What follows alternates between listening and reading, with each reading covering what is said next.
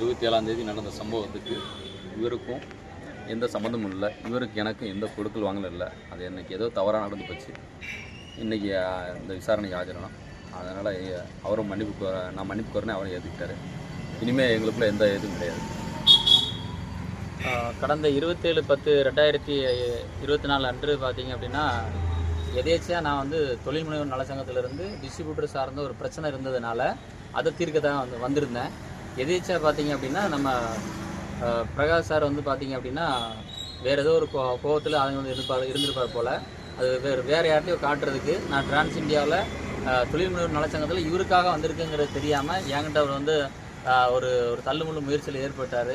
நான் சரி இந்த மாதிரி ஒரு பொதுவெளியில் இந்த மாதிரி வீடியோ எடுத்து தவறுதலாக சித்தரித்து பண்ணியிருக்காரு, ஏன் இப்படி பண்ணாங்க அப்படின்னு சொல்லிட்டு நான் எஸ்பி ஆஃபீஸில் புகார் கொடுத்துருந்தேன். அதன் பேரில் ராஜபாளையம் வடக்கு காவல் நிலையத்தில் இது விசாரணைக்கு வந்துச்சு. அப்போது பிரகாஷ் சார் சைட்லேருந்து இந்த மாதிரி அன்றைக்கி ஏதோ ஒரு ஆதங்கத்தில் யார் மேலே கோவத்தை உங்கள் மேலே காட்ட வேண்டிய ஆகி போச்சு, அது மாதிரி வீடியோ சார்ந்து தவறாக சித்தரித்து போடக்கூடிய சூழ்நிலை ஏற்பட்டிருக்கு, அதுக்கு நான் வருந்துறேன்னு சொல்லிட்டு அண்ணன் சொன்னாங்க.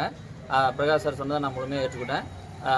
உள்ளபடியே பார்த்தீங்க அப்படின்னா வரக்கூடிய காலங்களில் எனக்கும் அவருக்கும் எந்தவித தொந்தரவும் இருக்காது. நானும் அவர்கிட்ட எதுவும் கஷ்டம் கொடுக்க போகிறதில்ல.